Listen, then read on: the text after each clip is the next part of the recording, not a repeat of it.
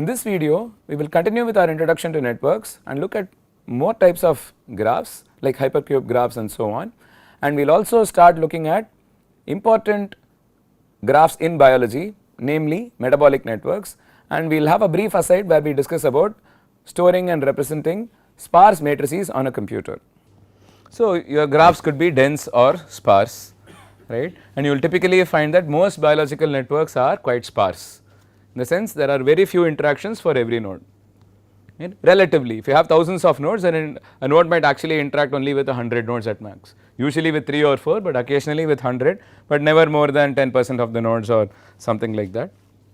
And this has implications for how you do the math with these kinds of networks and so on, right. And then you have cyclic graphs, right. You can imagine that metabolic networks will be cyclic, right. You have several cycles like the tricarboxylic acid cycle and so on.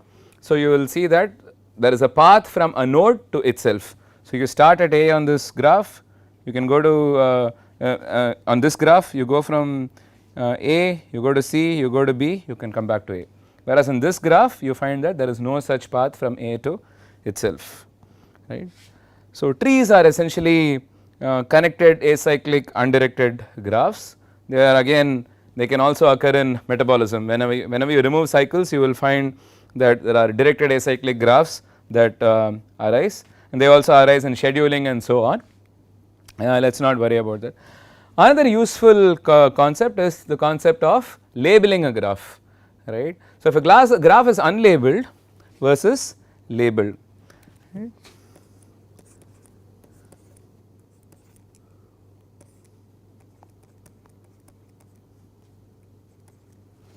These two graphs are the same, right. If I did not label them, if I label them,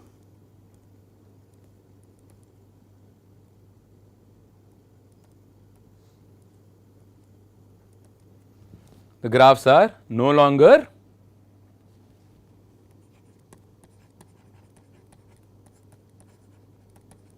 isomorphic, right.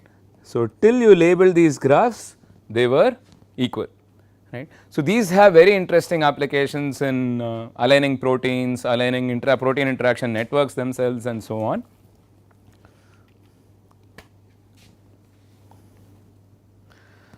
And then you have this notion of an implicit graph, right. So, these are graphs where you can describe what node connects to what node, but you never spell out the entire structure of the graph or something like that. So, a classic example of an implicit graph would be something like a hypercube graph,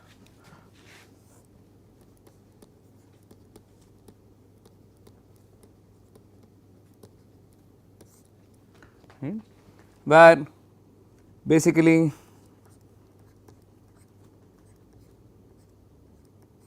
this is a 3-dimensional hypercube graph, right. How many nodes are there? Basically 0 0 0 0 0 1 1, and in a d-dimensional hypercube you will have d nodes, 2 to the d nodes, right, and d dimensions, and you will have edges between I and j if they vary in exactly one dimension, right. So, you may never be able to store this graph on a computer, right. If d is 30, 2 to the 30 is a very large number, right, it is like a billion roughly, right. So, you will not be able to store it on a computer, but you can run several graph algorithms, right. And in fact, hypercube graphs have implications for what we will study at the very end of this course.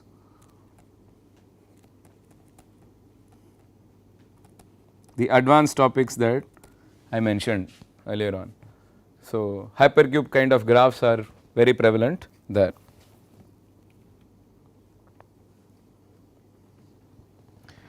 Another very useful concept is that of bipartite graphs, right.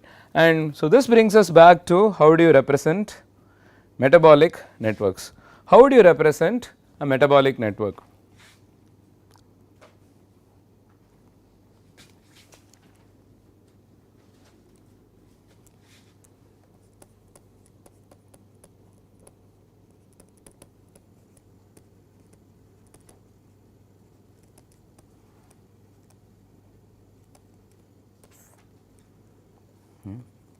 So, this is your network.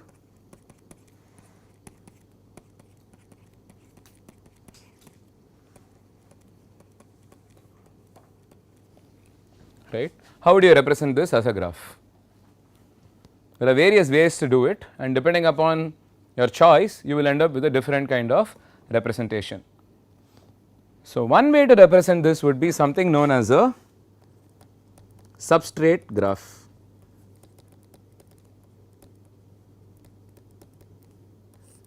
As the name suggests, in a substrate graph the nodes are all substrates. In this case it will be A, B, C, D, E, F, and the edges represent those substrates which can be converted to one another. So, A, B, D,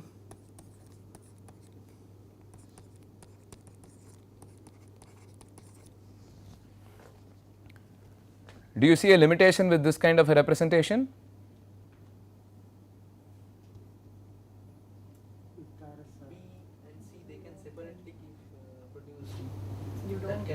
You don't know, right? So, this again brings us to a limitation of modeling, right? So, how would you choose a representation? Going back to how would you choose a model? Depending on what you want. So, if I want to figure out what is the shortest path to produce F from A, or let us just for a moment think about glycolysis. I will just write two reactions, glucose plus ATP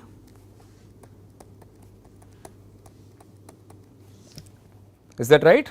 That would be the first reaction of glycolysis. What is the last reaction of glycolysis? Phosphoenol pyruvate plus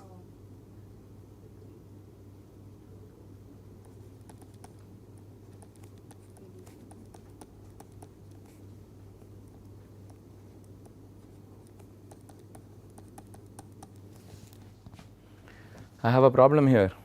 I now have a two-step glycolysis. Convert glucose to ADP, convert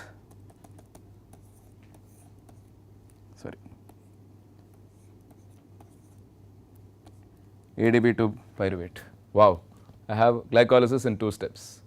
This does not make any thermodynamic sense, this does not make any biological sense, but it is potentially a conclusion you would draw from the substrate graph. One way to get around this is just get rid of ATP, right, because you will find that these nodes have very high degree in the graph, you just get rid of this, then you are stuck.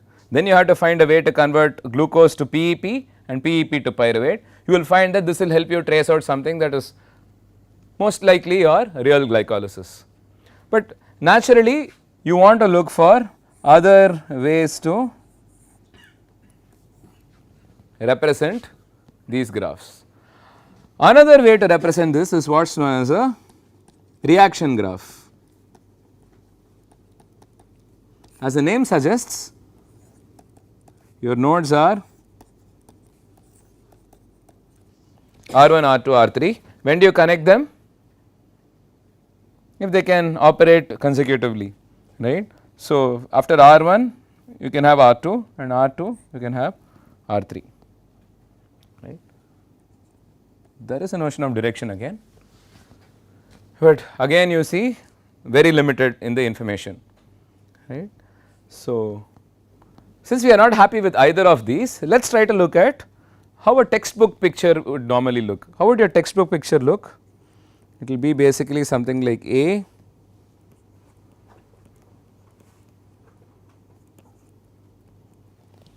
you will not have R1 in the box, you would actually have the first enzyme in the box, right, and then you will have B, C, R2 gives D and D, R3, E, F, right. Do you notice something peculiar about this graph? You will note that there are no links between circles or no links between squares, right. So, you find that all links are between circles and rectangles or rectangles and circles. So, this is called a bipartite graph, because you can partition the nodes into two such that only one bunch of nodes connect with the other bunch of nodes, no connection between the nodes. This also, as an aside, quick aside, how do you represent these graphs? You finally need to represent them on a computer. We will look at it obviously much more closely in the next lab session, where we will have an intro to MATLAB, but we usually use something known as an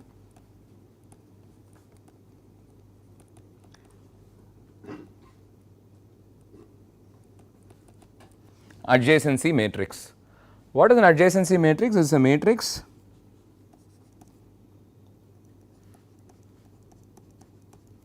size of number of vertices in the graph,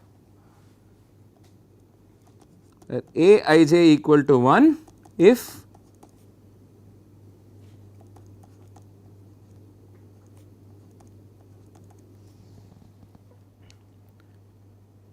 there is an edge between I and j.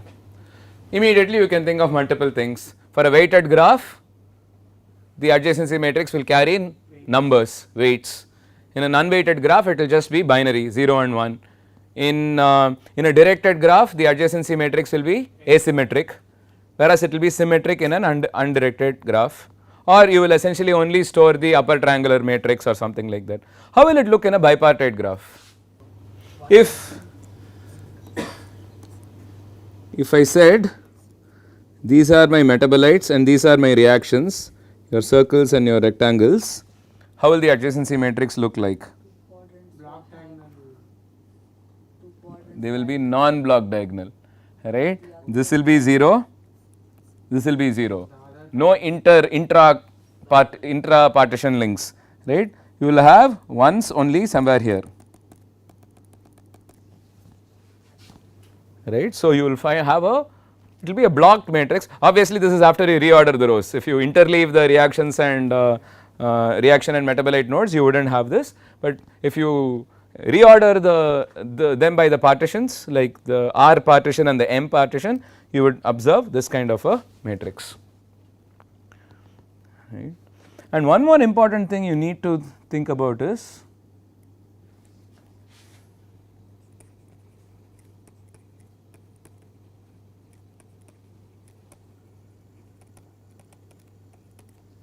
how to store the matrix, right. You typically use an array. What is the problem with an array? It takes up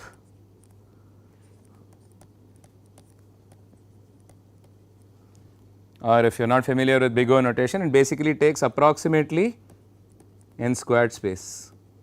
So, in fact, if you are looking at storing doubles, let us say how much space is taken up by a double in computer memory? 16, 32, 64, right. So, it depends really on the precision, right. So, most machines will have at least 32 bits, right, or 4 bytes. This is in fact for a float. For a double, it is usually 64 bits and 8 bytes, right. So, you are going to store 8 bytes. So, 8 n square bytes is what you need. But what did we say already? We said that most real graphs or most biological graphs are actually sparse, right. So, which means maybe I do not have let us say the number of non-zeros I have is some alpha n square, where alpha is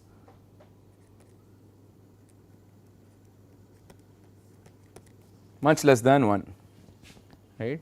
Maybe I have 3% non-zero entries, right. So, it is wasteful to store the entire matrix in memory. I mean, as you know, a full matrix with basically having 97% entries are just being filled up with zeros. So, is there a better way to store these matrices?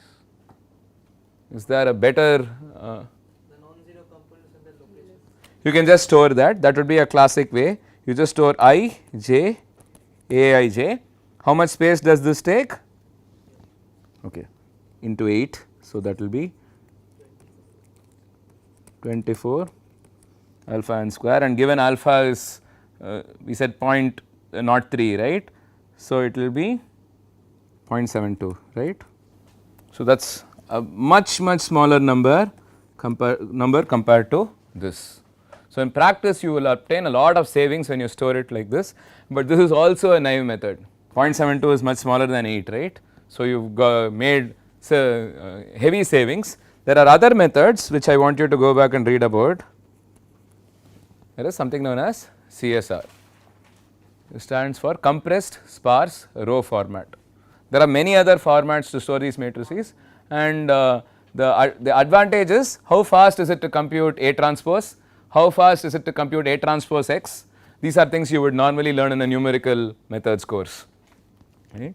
So, how sparsity can be exploited in computations. CSR is harder than square. CSR is see, none of this is so n square is actually misnomer here. You should just say it is linear in the number of non-zeros, right. So, this is already linear in the number of non-zeros, this will be again linear in the number of non-zeros, but even smaller. You only store the runs, basically where do my zeros non-zeros start and how long is my run of non-zeros and what are the positions that they occupy and so on. Okay. So, these are some very important concepts, because when you will the moment you start working with biological problems you will see that the size of the data, the size of the matrices become very challenging. So, you will have to, you may not even be able to load a data set unless you try to cast it as a sparse matrix. So, these are the challenges that you have to normally worry about.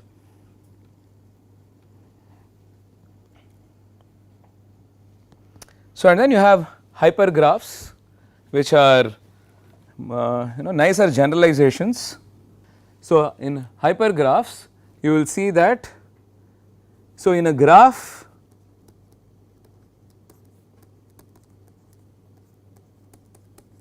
is that right, whereas in hypergraph you can have more than one node connected by an edge, more than two nodes connected by an edge. Right. So, you have A, B, C, you have a hyper edge that connects these 3 nodes, which means that there is no way to just have a path, that there is no notion of a path between A and B now. There is a path called ABC, and can you see where this would be useful already from what we have seen today? Metabolic networks, right. Metabolic networks are naturally represented as hypergraphs, because you need A and B, you need glucose and ATP to produce glucose 6 phosphate. You can't just convert glucose to G6P. So, do read more about hypergraphs, they are quite important. And then we have the notion of a converse of a graph or a transpose of a graph and so on, and basically you invert the edges. If A is connected to B, you disconnect it, and whatever other edges do not exist in the graph you add it. So, essentially the sparsity will also invert. If the graph is 3% sparse, the inverse will be 97% dense, not sparse, right. And you can have a complete graph or a clique, right, where every node is connected to every other node. We will look at these in little more detail in the next lecture. And you also have a notion of a walk from A to B, right. So, a walk is essentially node, edge, node, edge, node. So, A take the edge AB, B take the edge BC, reach C. So, it traverses nodes and edges. So, this is very important when you look at graph algorithms. We will not focus on graph algorithms in this course, but we will instead study how various network parameters, various network topologies are used to understand and infer about graphs. So, I think I will stop here for today. So, today we looked at a few more types of graphs and how one represents metabolic networks and what are the advantages and disadvantages or the kind of interpretations one can make with different types of metabolic network representations. And we also overviewed some concepts of sparse matrix algebra of storing sparse matrices on a computer. In the next video we will look at some more motivation for why we use graphs and the fundamentals of network biology beginning with various types of network parameters.